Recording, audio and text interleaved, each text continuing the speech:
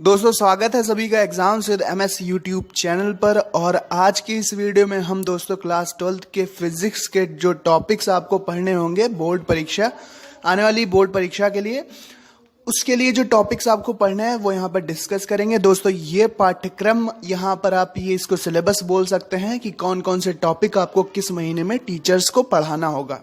ये मंथली पाठ्यक्रम यहाँ पर दिया गया हुआ है कि टीचर्स कौन से महीने में कौन से मंथ में कितना चैप्टर कंप्लीट कितना सिलेबस कंप्लीट कराएंगे।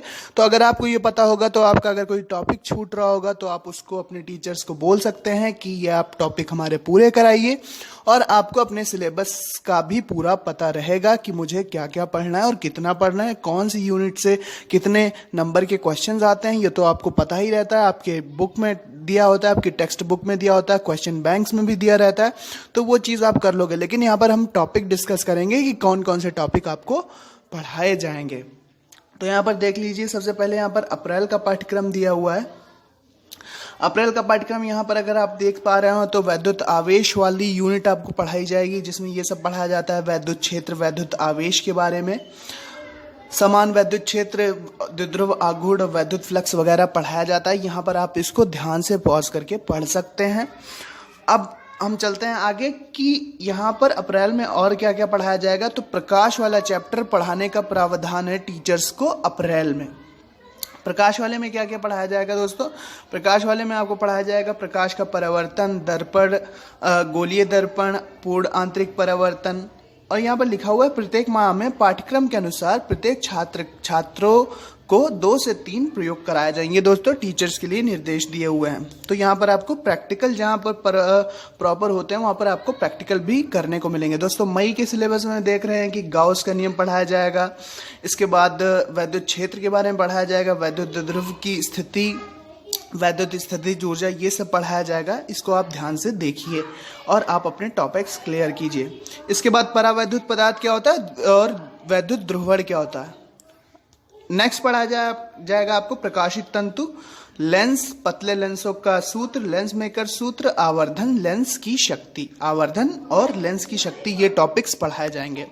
नेक्स्ट आपको जुलाई का क्या दोस्तों सिलेबस है। जुलाई में आपका संधारित्र वाला काम शुरू होगा। श्रेणी क्रम और समांतर क्रम में संधारित्रों का संयोजन, संधारित्र की धारिता और संधारित्र में संचित ऊर्जा, वॉन डे ग्राफ जनित। और क्या जुलाई में आपको पढ़ना है, संपर्क में रखे लेंसों का संयोजन, ये आपको पढ़ाया जाएगा। लेंस एवं दर्पण का संयोजन, प्रिज्म से होकर प्रकाश का अपवर्तन, परिक्षेपण, प्रकाश का प्रकीर्णन, आकाश का निरावरण, सूर्योदय एवं सूर्यास्त के समय आकाश में सूर्य का रक्ताभ दृष्टिगोचर होना, यानी कि लाल क्यों दिखता है। अगस्त का दोस्तों सिलेबस आपको वैद्युत धारा वाला चैप्टर शुरू होगा। वैद्युत धारा पढ़ाया जाएगा, वैद्युत शक्ति, प्रतिरोधों का श्रेणी क्रम और समांतर क्रम में संयोजन, प्रतिरोध की ताप निर्भरता, की ताप पर किस प्रकार निर्भर करता है प्रतिरोध। इसके बाद आपको जुलाई में ही पढ़ना होगा, अगस्त में ही पढ़ना होगा प्रकाशिक यंत्र, मानव नेत्र, प्रतिबिंब, सामंजन क्षमता, लेंसों द्वारा दृष्टि दोषों का संशोधन, निकट और दूर दृष्टि दोष होते हैं उनका निवारण कैसे किया जाए। नेक्स्ट हमें सितंबर में दोस्तों की पढ़ाया जाएगा सेल के बारे में, सेल का आंतरिक प्रतिरोध क्या होता है, विद्युत वाहक बल क्या होता है, सेलों का श्रेणी क्रम और समांतर क्रम में संयोजन किस प्रकार होता है, व्हीट स्टोन सेतु। इसके बाद चुंबकीय क्षेत्र, ऑस्टेट का प्रयोग, वायो सेवर्ट नियम तथा धारावाही लूप में इनका प्रयोग, ये सब पढ़ाया जाएगा। इसके बाद सितंबर में पढ़ाया जाएगा तरंग पढ़ाया जाएगा दोस्तों। 1 सेकेंड। तरंग प्रकाशिकी, तरंगाग्र, हाइजेंस का सिद्धांत यहाँ पर पढ़ाया जाएगा।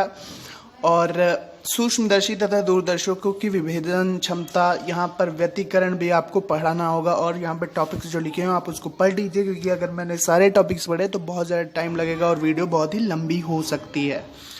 अक्टूबर का देखिए, अक्टूबर में आपको पढ़ाया जाएगा एम्पियर का नियम, अनंत लंबाई के सीधे तार में अनुप्रयोगी सीधी एवं वेराइडी परिनलिकाएं, एक समान चुंबकीय क्षेत्र, धारावाही चालक पर बल, 2 समांतर धारावाही चालकों के मध्य बल कौन सा होता है, एम्पियर की परिभाषा। इसके बाद चल द्विकंडली, धारामापी, गैल्वेनोमीटर, सुग्राहिता, अमीटर, वोल्टमीटर में रूपांतरण।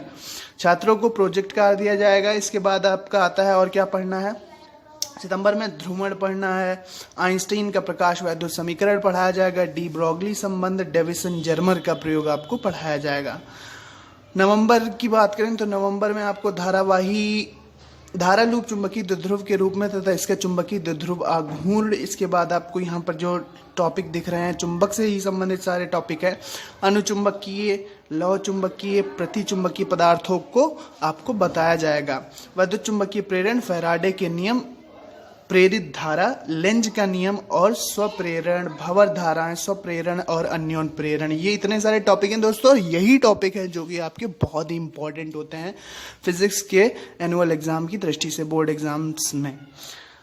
इसके बाद आपको पढ़ाया जाएगा दोस्तों, नवंबर में ही आपको करना पड़ेगा अल्फा कण प्रकीर्णन प्रयोग, परमाणु का रदरफोर्ड मॉडल, बोर मॉडल, ऊर्जा स्तर, स्पेक्ट्रम संरचना, आकार, अल्फा बीटा गामा कण, किरणें तथा इनके गुण, एक्टिव का जो रेडियो एक्टिवता होती है, द्रव्यमान ऊर्जा संबंध, द्रव्यमान क्षति, बंधन ऊर्जा, न्यूक्लियॉन द्रव्यमान के साथ इसमें परिवर्तन, नाभिकीय विघटन एवं संलयन।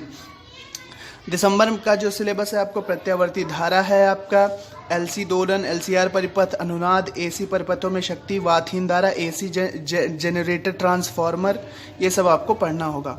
इसके बाद और क्या पढ़ाया जाएगा, ठोसों में ऊर्जा बैंड, चालक, कुचालक, अर्धचालक, डायोड, अभिलाक्षणिक वक्र, डायोड दिष्टकारी के रूप में, लॉजिक गेट आपको पढ़ना होंगे।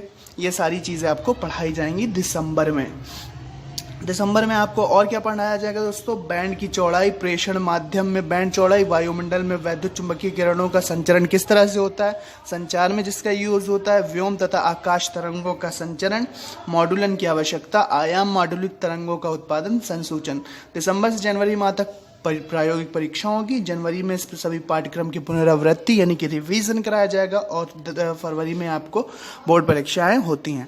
तो ये दोस्तों सिलेबस है। अब बात करते हैं हम कि सिलेबस में कुछ बदलाव हुआ है या नया पुराना। तो मेरे हिसाब से अभी तो फिलहाल इसमें कोई बदलाव नहीं है, इतने टॉपिक्स आपको अच्छे से पढ़ लेने चाहिए और बाद बाकी जो बदलाव होगा आप कॉमेंट में हमें बताइएगा। तो मैं नया सिलेबस जब तक आता है, अभी तो यही सिलेबस ऑफिशियल वेबसाइट पर उपलब्ध है, अगर कुछ ऐसा आता है तो फिर मैं उसको आपके साथ शेयर करूंगा। लेकिन ज़्यादातर 95 to 96% टॉपिक्स आपके यही रहेंगे।